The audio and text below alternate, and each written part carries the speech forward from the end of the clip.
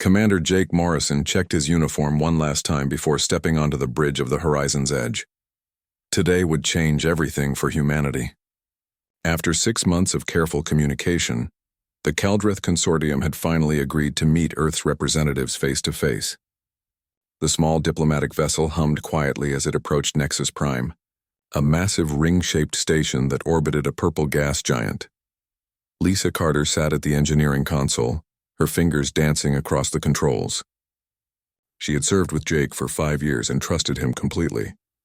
Next to her, Ben Hughes kept his eyes on the tactical display, watching for any sign of danger. Amy Walsh handled communications, translating the complex alien protocols into something their ship could understand. The station grew larger in the viewport. It was beautiful in a cold mechanical way. Thousands of lights dotted its surface, and ships from dozens of worlds moved in carefully controlled patterns around its docking ports. Jake felt his heart beat faster. Humanity had dreamed of this moment for generations. First contact had happened 3 years ago, but this was different. This was about joining the galactic community as equals. A voice crackled through the speakers. Amy looked up and nodded. The Kaldrith were granting them permission to dock.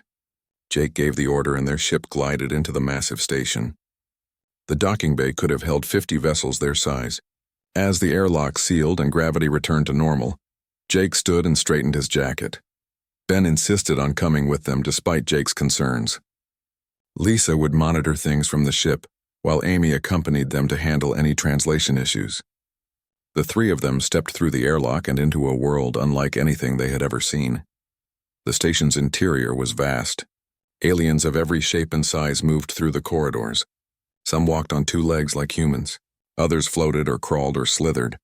The air smelled strange like copper and something sweet Jake couldn't identify. Guards in dark armor watched them carefully as they were escorted deeper into the station. Ambassador Threnzik waited for them in a large chamber near the station's center. The Kaldrith stood 7 feet tall with gray skin and 4 arms. His eyes were black and reflected no light. When he spoke, a device on his chest translated his words into English. The negotiations began well. Threnzik spoke of trade routes and mutual benefits. Earth had rare minerals the Kaldrith needed. In exchange, humanity would gain access to technologies that would advance them by centuries. Jake felt hope growing in his chest. Maybe the universe was a friendlier place than humanity had feared. 3 hours passed. They discussed numbers and routes and treaties. Then Threnzik asked to speak with Jake privately. Ben objected, but Jake agreed. They moved to a smaller room while Amy and Ben waited outside. The door sealed behind them with a hiss that made Jake's instincts scream. Threnzik's expression changed. The friendly mask dropped away and something cold took its place. He told Jake the truth in a voice devoid of emotion. There would be no trade agreement. There would be no alliance. The Kaldrith had studied humanity for years, watching their expansion into space, measuring their technology and military strength. They had determined that humans were too aggressive, too unpredictable to be allowed to grow stronger. Jake's blood turned to ice. He asked what the Kaldrith intended to do. Threnzik explained as if describing the weather. The Kaldrith fleet would destroy Earth's outer colonies within 2 weeks. The homeworld would be blockaded and humanity contained to their solar system for the next century. If they cooperated, they would be allowed to survive. If they resisted, Earth itself would burn. This entire diplomatic mission had been a test, a way to confirm their intelligence about human capabilities. Jake had walked his crew right into a trap. He reached for his communicator, but Threnzik was faster. An alarm screamed through the station and the door burst open. Kaldrith soldiers poured into the room. Jake fought, but it was useless. They were bigger and stronger, and there were too many of them. He heard Ben shouting from the corridor, heard the sound of weapons fire. A Kaldrith struck Jake across the face, and his vision went dark for a moment. When it cleared, he saw Ben lying on the floor, his chest burned black. Amy screamed as soldiers dragged her away. Jake's rage gave him strength. He twisted free and ran. The station was a maze, but he didn't care where he went as long as it was away. Behind him, boots thundered on metal floors. Weapons fire scorched the walls around him. He dove through a maintenance hatch and into a narrow tunnel barely wide enough for his shoulders. The tunnel went down into darkness. Jake crawled until his hands bled and his lungs burned. He could still hear them searching above him, but the sounds grew fainter. Finally, he emerged into a forgotten storage area deep in the station's lower levels. Ancient containers covered in dust filled the space. He collapsed behind them and tried not to sob. Hours passed. Jake found a viewport and looked out into space just in time to see the horizon's edge explode. The Caldrith had destroyed his ship. Lisa was gone. His crew was dead or captured, and Earth had no idea what was coming. The Caldrith thought he was dead too. They had stopped searching the lower levels. Jake sat in the darkness and let the grief wash over him. Ben had died protecting him. Lisa had been vaporized in an instant. Amy was in some cell being interrogated. And Earth, beautiful blue Earth with its billions of innocent people, had less than 2 weeks before the Caldrith fleet arrived. But grief turned to something else as the hours became days. It turned to cold determination. Jake was alive. He was trapped on an enemy station with no weapons, no allies, and no way home. But he was alive, and that meant he could fight back. He spent his first week learning to survive in the forgotten depths of Nexus Prime. He stole food from cargo bays and water from recycling systems. He mapped the maintenance tunnels and learned the patrol schedules. The station was enormous, home to over 50,000 beings. Most of them had no idea what the Caldrith had planned. Jake watched and waited and planned. The Caldrith had made a mistake. They had left him alive in the heart of their stronghold. They thought he was just one human, alone and helpless. They didn't understand that sometimes one person was enough. Sometimes one person with nothing left to lose was the most dangerous thing in the universe. He would save Amy. He would warn Earth. And he would make the Caldrith regret the day they decided to betray humanity. The station hummed around him, unaware that it now housed a ghost with a mission. Jake Morrison was going to turn their greatest weapon against them or die trying. 3 weeks of living like a rat in the walls had taught Jake more about Nexus Prime than most of its inhabitants would ever know. He had found routes through the maintenance shafts that connected every part of the station. He knew where the guards changed shifts and which cargo bays had the weakest security. He had learned to move like a shadow through a world that wanted him dead, but survival wasn't enough anymore. Jake needed answers. He needed to understand what this place really was and how he could use it against the Caldrith. Every night he crept closer to the restricted sections, the areas where even most station personnel couldn't go. On his 23rd day in hiding, Jake found something impossible. Deep in the station's central core, behind layers of security that had taken him weeks to bypass, he discovered a chamber that shouldn't exist. The walls were made of a metal that seemed to shift colors in the light. Symbols covered every surface, writing in a language that hurt his eyes to look at directly. In the center of the chamber stood a pillar of pure white light. Jake approached it carefully, expecting alarms or guards or some kind of trap. Nothing happened. He reached out and touched the light. It felt warm and alive, and suddenly the world exploded with information. Images flooded his mind. He saw this station being built millions of years ago, by beings that looked nothing like any species he knew. He saw them creating weapons powerful enough to reshape solar systems. He saw them vanishing, leaving their technology behind with locks that no one had been able to open. Jake fell to his knees as the visions ended. A voice spoke in his head, calm and ancient. It called itself Sentinel. It had been waiting in the station's core for countless ages, watching species come and go, waiting for someone who could understand what the architects had created. The Caldrith had found this place decades ago, Sentinel explained. They had tried everything to access the architect systems. Their best scientists and their most powerful computers had thrown themselves against the security protocols for years. They had all failed. The architects hadn't built their locks for logical minds. They had built them for something else. Jake asked what that meant. Sentinel showed him. The chamber filled with puzzles made of light and sound. They weren't mathematical problems or logical sequences. They were riddles that required intuition, patterns that needed creative thinking, questions with no single right answer. The Caldrith thought in straight lines. Their minds were brilliant but rigid. They couldn't grasp the strange sideways logic that the architects had used. But humans, messy and chaotic and unpredictable humans, might be different. Sentinel had watched Jake for days, studying how he solved problems and adapted to impossible situations. It believed he might be able to pass the tests. Jake understood what was being offered. If he could unlock the architect technology, he would have power beyond imagination. But he had a more immediate concern. He asked Sentinel if it knew where the Caldrith were holding his crew. The AI confirmed that Amy was alive, imprisoned in the detention center 2 levels above. Lisa had indeed died with the ship. A deal formed between them. Jake would attempt the architect trials. In exchange, Sentinel would help him rescue Amy and stop the Kaldrith fleet from attacking Earth. The AI agreed. It had its own reasons for wanting to prevent the coming war, reasons it didn't fully explain. But their goals aligned, and that was enough. Sentinel gave Jake access to the station's basic systems. Suddenly he could see through security cameras and read patrol schedules and create false identities in the computer network. It was like gaining 1,000 eyes and hands. Jake spent 2 days learning to use his new tools before he felt ready to attempt the rescue. The detention center was heavily guarded, but Sentinel helped him forge credentials as a maintenance worker.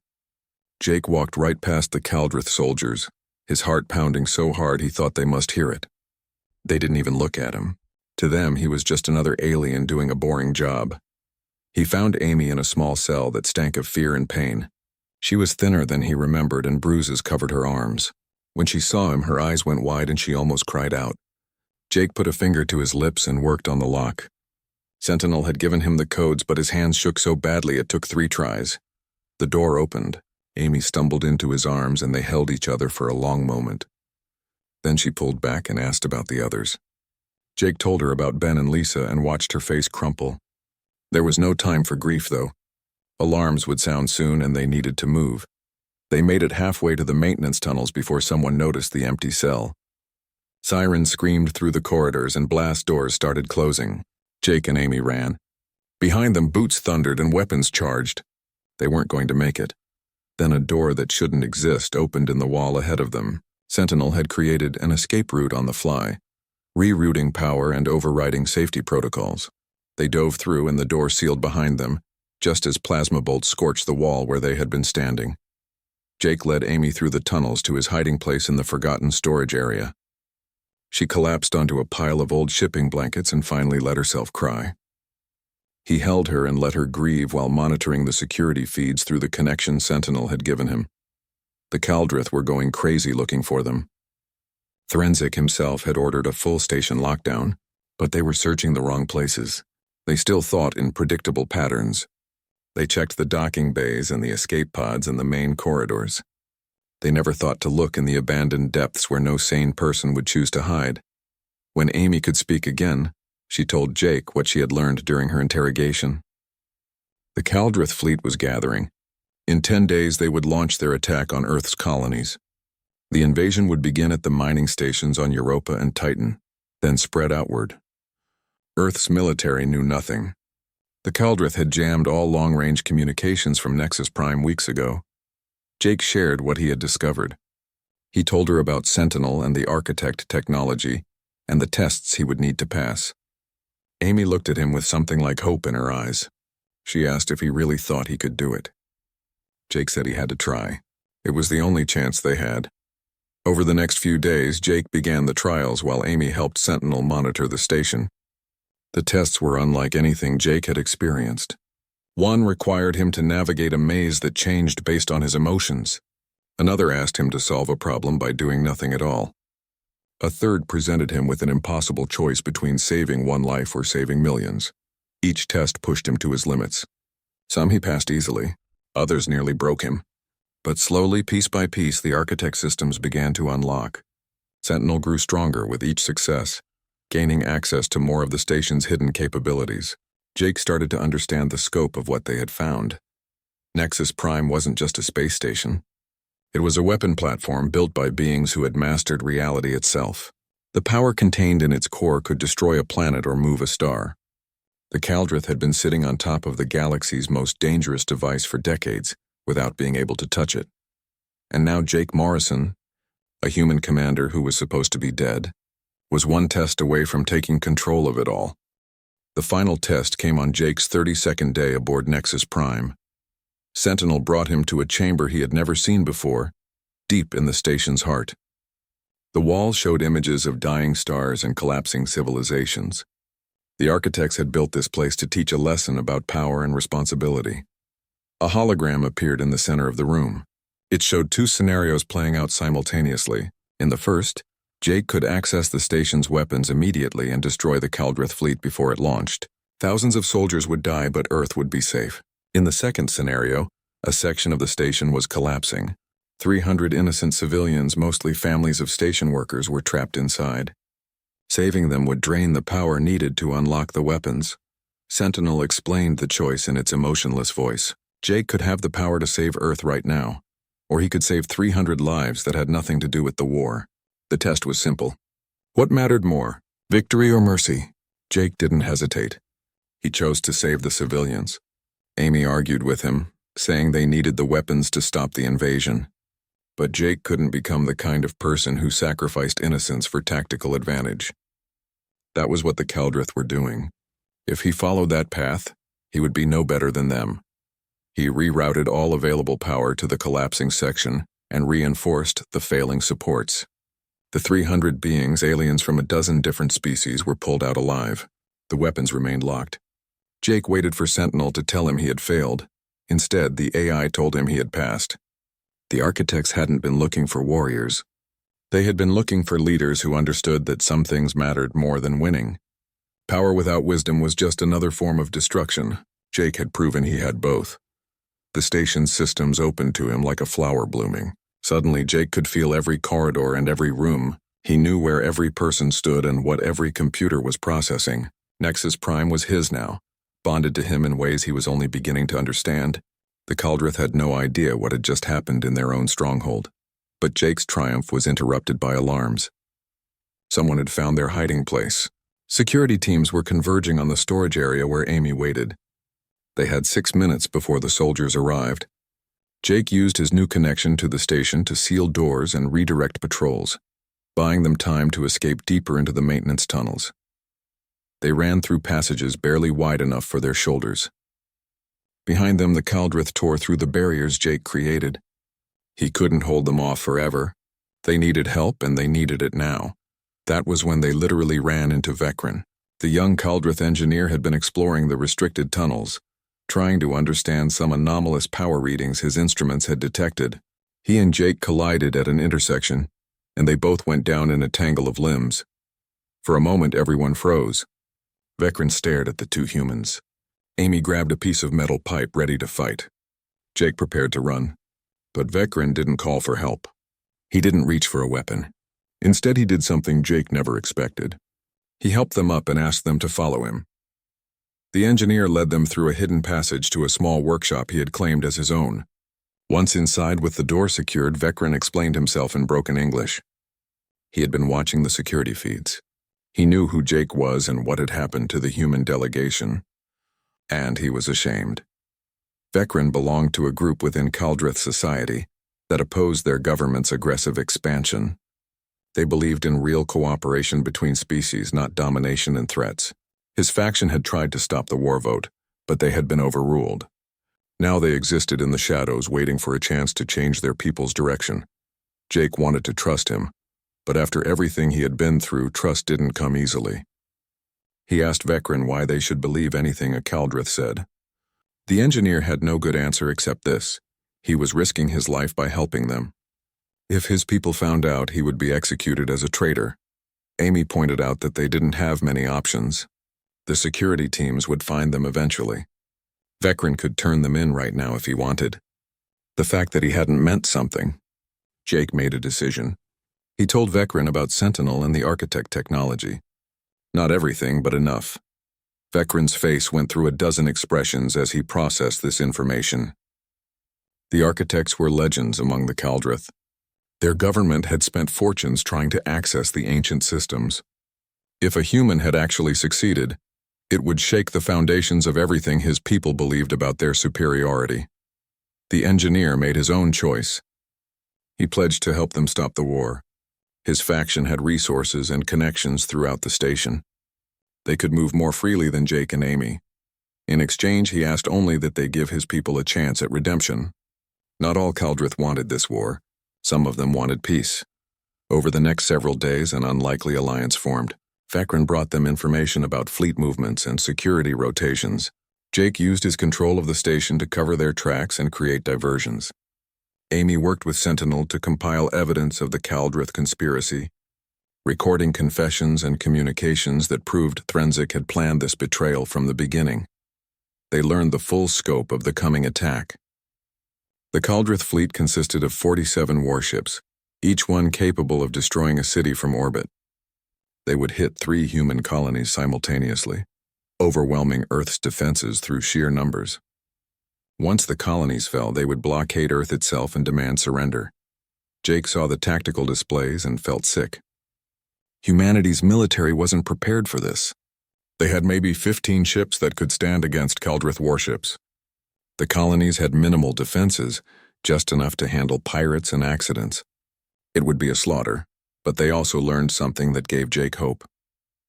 The fleet was being commanded from Nexus Prime. Threnzik himself would coordinate the attack from the station's central operations center. If they could cut off the command structure, the fleet would lose cohesion. Kaldrith tactics relied heavily on centralized control. Without clear orders, individual ship captains would hesitate and second-guess themselves. Vecren confirmed this weakness. His people were brilliant strategists, but they struggled with improvisation. Take away their carefully planned approach, and they became confused. It was one of the reasons his faction believed Kaldrith society needed to change. Their rigidity made them powerful but also fragile. A plan began to form. They couldn't destroy the fleet without massive loss of life on both sides. But they could trap it, disable it, and buy enough time to expose the conspiracy to the rest of the galaxy. Sentinel had the power to create gravitational fields strong enough to cage the warships. Jake had the authority to activate those systems. Vecren could ensure that the Kaldrith resistance was ready to act when the moment came. The pieces were falling into place. But they were running out of time. The fleet would launch in 4 days.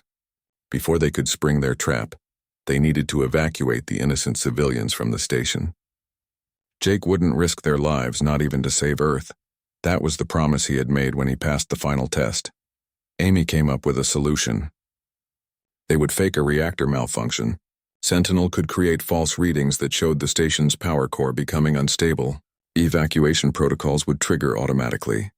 Thousands of civilians would be moved to safety before anyone realized it was a trick. Vecren loved the idea. It was exactly the kind of creative thinking his people couldn't manage. He set about preparing his faction for what was coming. They would need to move fast when the moment arrived, seizing control of key systems before the military leadership could respond. Jake spent his time learning to use the architect weapons properly. The power at his fingertips was terrifying. He could crack a planet in half or snuff out a star. The responsibility of it weighed on him like a physical thing. Ben would have made a joke about it. Lisa would have helped him figure out the technical details. They should have been here for this.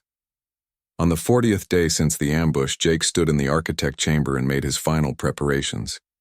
Amy was handling the evacuation procedures. Vecren was coordinating with the Kaldrith resistance. Sentinel was ready to execute their plan. Everything they needed was in place. The Kaldrith thought they were about to launch a war of conquest. Instead, they were about to learn what happened when you betrayed someone who had nothing left to lose and everything to fight for. The evacuation began at dawn, station time. Alarms blared through every corridor as Sentinel fed false data into the reactor monitoring systems. The readings showed a cascade failure building in the power core, exactly the kind of emergency that required immediate evacuation of non-essential personnel. Jake watched through 100 cameras as families gathered their belongings and rushed toward the docking bays. Station personnel directed them with professional efficiency, never suspecting that the crisis was manufactured. Children cried and parents tried to comfort them. Workers grabbed whatever they could carry. The scene was chaos, but it was controlled chaos. 3 hours into the evacuation, the first suspicions arose. A Kaldrith engineer noticed that the reactor readings didn't match the thermal output. He reported his concerns to his supervisor. The supervisor dismissed him at first, but the engineer was persistent.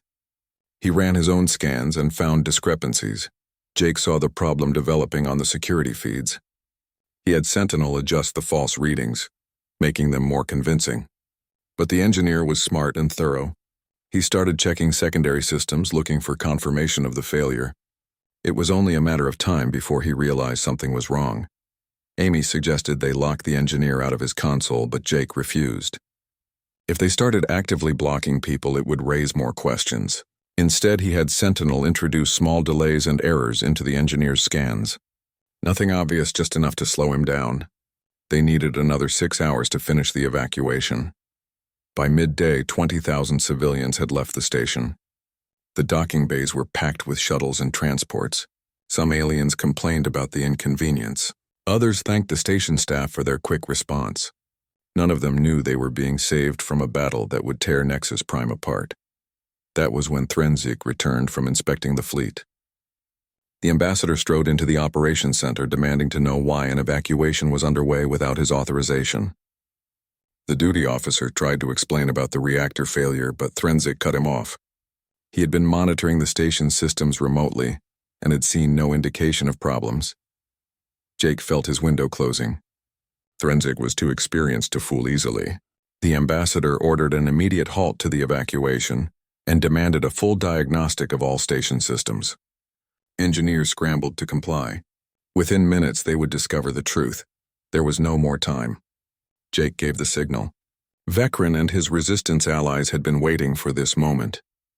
They moved simultaneously across the station, seizing control of critical systems. It was a carefully planned coup executed with precision. Weapons lockers were secured. Communication hubs were locked down. Key military officers found themselves confined to their quarters by their own subordinates. In the operations center, Threnzig realized what was happening a moment too late. He reached for his communicator to call for help, but Sentinel cut the connection. The ambassador spun around, searching for the threat, and his eyes locked onto a wall display that suddenly showed Jake's face. Jake spoke clearly so everyone in the operations center could hear him. He explained who he was and what the Kaldrith had done to his crew. He detailed the planned attack on Earth's colonies, and he revealed that he now controlled the station and the architect technology the Kaldrith had failed to unlock for decades. Threnzig's face went through several colors. Rage, fear, and disbelief fought for dominance.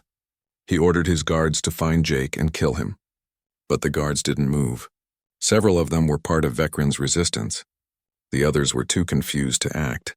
A human couldn't possibly have accessed the architect systems. It was impossible. Jake proved it was very possible. At his command, the lights in the operations center flickered. The gravity shifted, making everyone stumble. Displays showed schematics of weapon systems that had been dormant for millions of years coming online. The station hummed with power that made the walls vibrate. Outside, the Kaldrith fleet detected the energy surge. 47 warships went to full alert. Their sensors showed Nexus Prime transforming from a simple space station into something that registered as a weapon of planetary scale. Admirals demanded explanations. Threnzig had none to give. The fleet commander, Admiral Keth, made a decision. If the station had been compromised, it needed to be destroyed before it could be used against them. He ordered all ships to open fire on Nexus Prime. Thousands of weapons charged and targeted the station that had been their home base. Jake had anticipated this. He activated the architect defensive systems. A sphere of shimmering energy surrounded the station, a gravitational shield that could withstand anything the Kaldrith could throw at it. The fleet fired. Missiles and plasma bolts and particle beams struck the shield and simply vanished, their energy absorbed and redirected. Admiral Keth tried again with heavier weapons. The result was the same. Nexus Prime sat untouched at the center of a firestorm, protected by technology beyond the Kaldrith's understanding. The Admiral realized he was out of options. He couldn't destroy the station and he couldn't retreat without orders. He was trapped by his own rigid training. Inside the operations center, Threnzig watched his plans crumble. He screamed at his people to do something, to override the systems to regain control, but there was nothing they could do. The architect technology responded only to Jake. The ambassador's authority meant nothing to machines built by beings who had died before his species learned to use tools. Jake gave the Kaldrith one chance to surrender. He spoke directly to Admiral Keth through every communication channel on every ship. He explained that he didn't want to kill anyone. He just wanted to stop the war and see justice done. If the Admiral ordered his ships to stand down, Jake would guarantee the safety of everyone aboard. The Admiral refused. Surrender was not the Kaldrith way. If he couldn't win, he would at least deny the enemy their victory. He ordered the fleet to ram the station. 47 warships turned and accelerated toward Nexus Prime at full power. It would destroy the ships and kill everyone aboard, but it might damage the station enough to stop Jake. It was a desperate move, and it forced Jake's hand. He had hoped to avoid using the architect weapons directly. He had wanted to find a peaceful solution, but the Admiral had left him no choice. Jake activated the gravitational manipulation systems and prayed he could control them precisely enough to save lives. Space twisted around the Kaldrith fleet. Gravity wells appeared from nowhere, pulling the ships into a carefully calculated pattern. The warships found themselves caught in invisible currents that dragged them away from the station. Engines screamed as captains tried to break free. It was useless. They might as well have been trying to outrun a black hole. Jake compressed the gravitational fields, drawing the ships closer together until they formed a tight sphere. Then he locked the fields in place. The fleet was trapped, unable to move in any direction. They could still breathe and their life support still functioned. But they couldn't attack and they couldn't escape. They were prisoners of physics itself. Silence fell across the battlefield. 47 warships hung motionless in space. Nexus Prime floated peacefully nearby, its ancient weapons humming with barely restrained power. And Jake Morrison stood in the architect chamber, his hands shaking from what he had just done. Amy's voice came through his communicator. The civilian evacuation was complete. 32,000 innocent beings had been moved to safety. Vecran reported that the Resistance had secured all critical areas of the station. Threnzik and his loyalists were contained. They had won, but Jake felt no triumph. He looked at the trapped fleet and thought about all the lives aboard those ships. Thousands of Kaldrith soldiers who were following orders from leaders they trusted. How many of them had families waiting at home? How many had joined the military to protect their people, not to wage wars of conquest? He had the power to destroy them all with a thought. The architect weapons could crack those ships open like eggs. Part of him, the part that still grieved for Ben and Lisa, wanted to do it. Wanted to make the Kaldrith pay for every betrayal and every death. But that wasn't who Jake Morrison was. That wasn't who humanity would be. If they were going to join the galactic community, they needed to show they were better than their worst impulses. Jake made his choice. The Kaldrith would face justice, but it would be the justice of truth and consequences, not revenge. He signaled Amy to begin the next phase of their plan. It was time to show the galaxy what had really happened here. Amy had spent 3 days preparing the broadcast package. It contained everything: recordings of Threnzik's confession, security footage of the ambush, communications showing the Kaldrith had planned the betrayal for months, and evidence of the impending attack on human colonies. She had organized it all into a clear narrative that left no room for doubt or spin. Now she sat at the communications console with her finger hovering over the transmit button. This broadcast would go to every major government in the galaxy. Once it was sent, there would be no taking it back. The Kaldrith would be exposed and humanity would make itself known to the universe in the worst possible way. Jake gave her the nod. Amy pressed the button. The data package shot out from Nexus Prime's transmitters, boosted by Sentinel's power to reach across light years in minutes instead of months. Within hours, every civilized species in the galaxy would know what had happened. The response was immediate and overwhelming. Governments demanded explanations. News organizations scrambled to verify the information. Diplomatic channels lit up with traffic as ambassadors tried to understand what this meant for galactic stability. And everywhere, beings from 1,000 worlds watched the footage of humans being betrayed and asked themselves what kind of species would do such a thing. The Kaldrith government tried to deny everything at first, but the evidence was too solid and too public. Their own people began asking uncomfortable questions.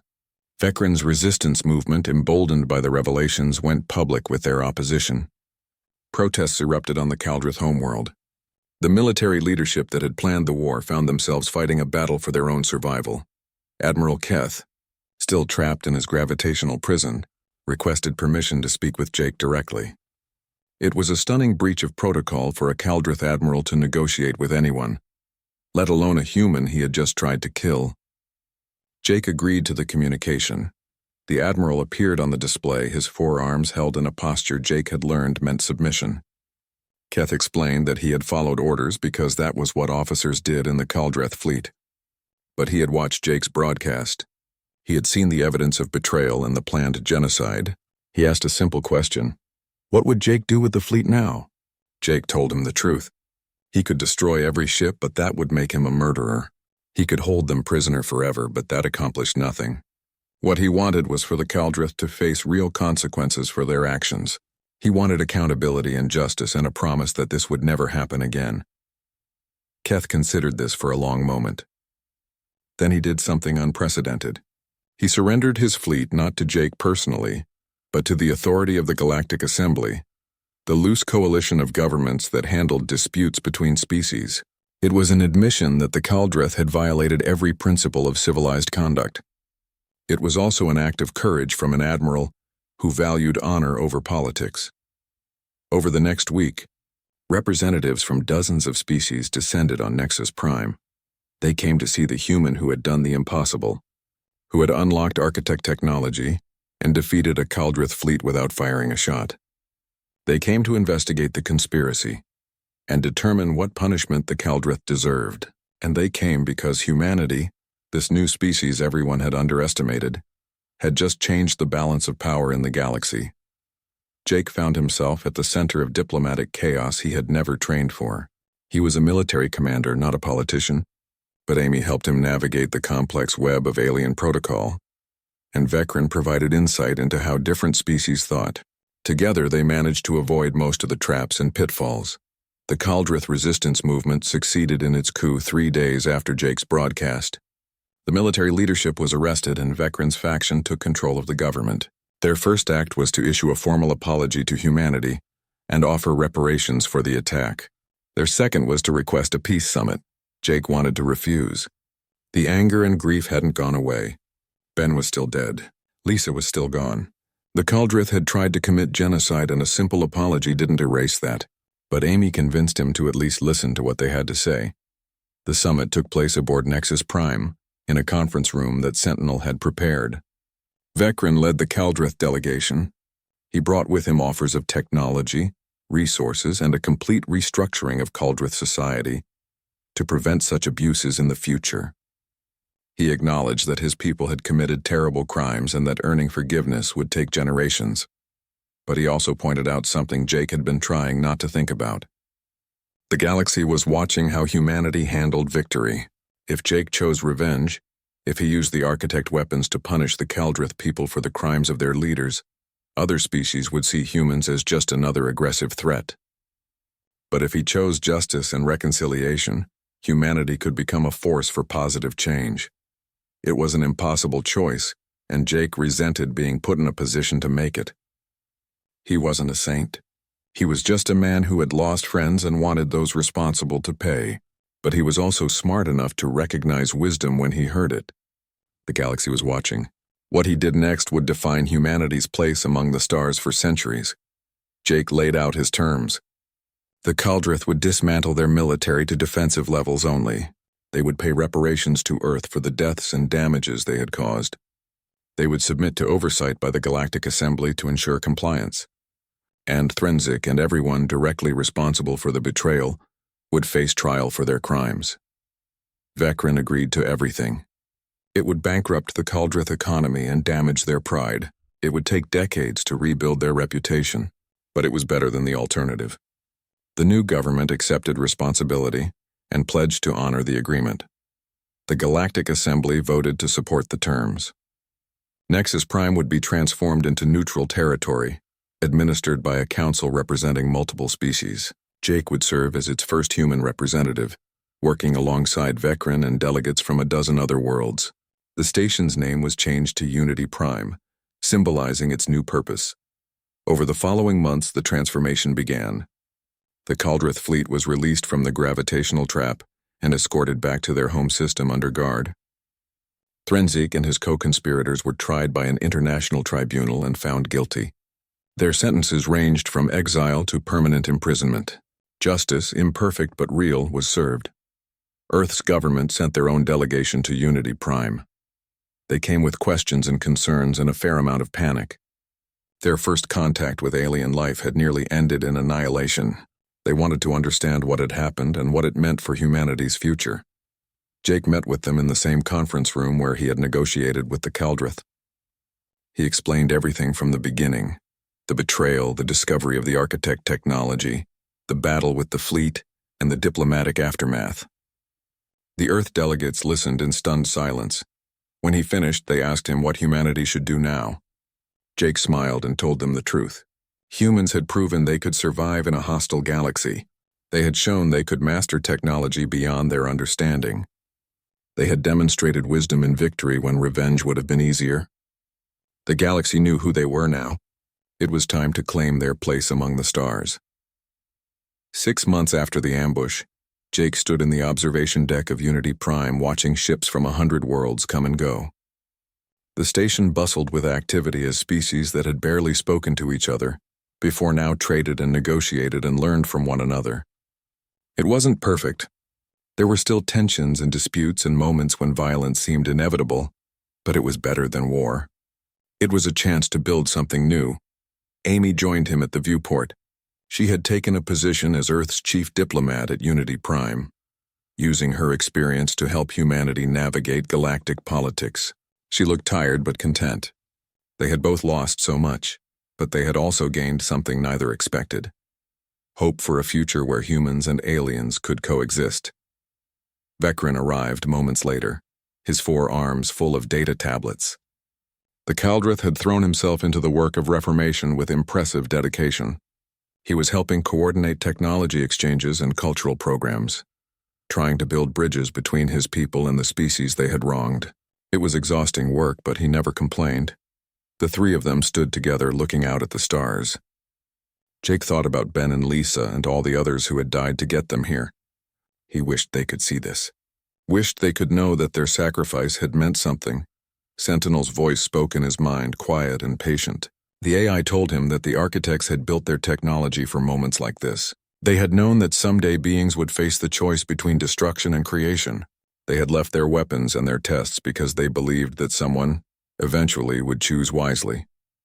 Jake had passed those tests. He had proven that humanity could handle power responsibly.